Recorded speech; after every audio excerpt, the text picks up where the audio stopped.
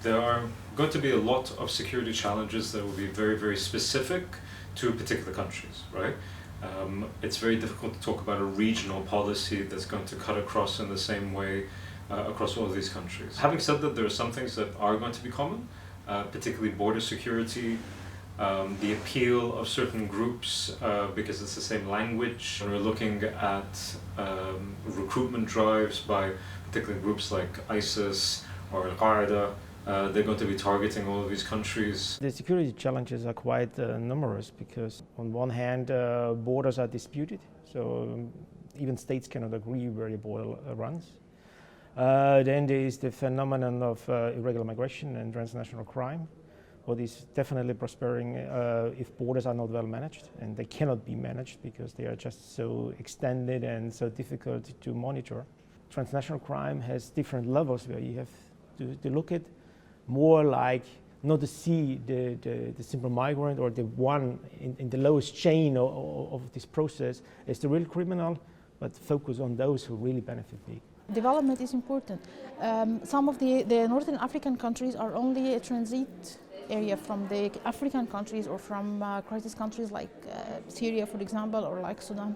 I think if we focus, European partners, on developing some areas in the south, they can solve a large portion of the migration problem facing them. The question of radicalization has its roots, in the socio-economic issues, basically the lack of opportunities, the bad governance. All these are related to some radicalization. The state now is fully aware that if you want to prevent radicalization, you have to use a certain number of policies, that security measures are not sufficient. Returnees have been apprehended very well by each state, by Morocco, Algeria, and Tunisia.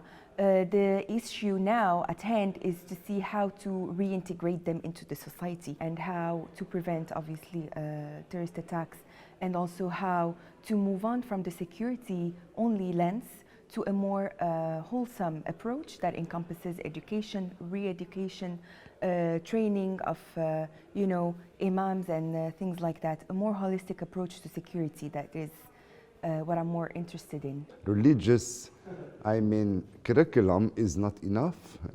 Even in those programs in prisons, we need maybe inclusive approach that should include religious training or teaching, social economic training. We should help those inmates to have skills. Once they leave prisons, they should find a job. We should also take care of their psychological vulnerabilities, and also we should teach them why they are here.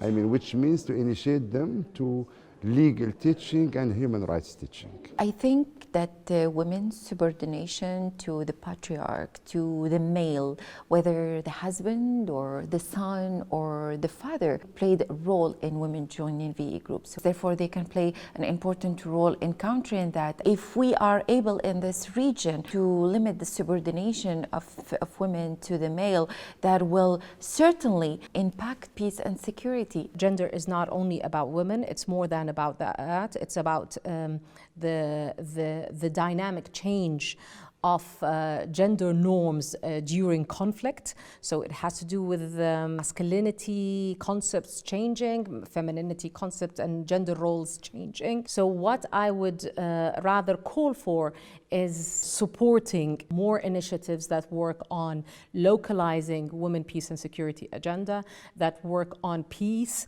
resilience, and developing and building pluralistic societies.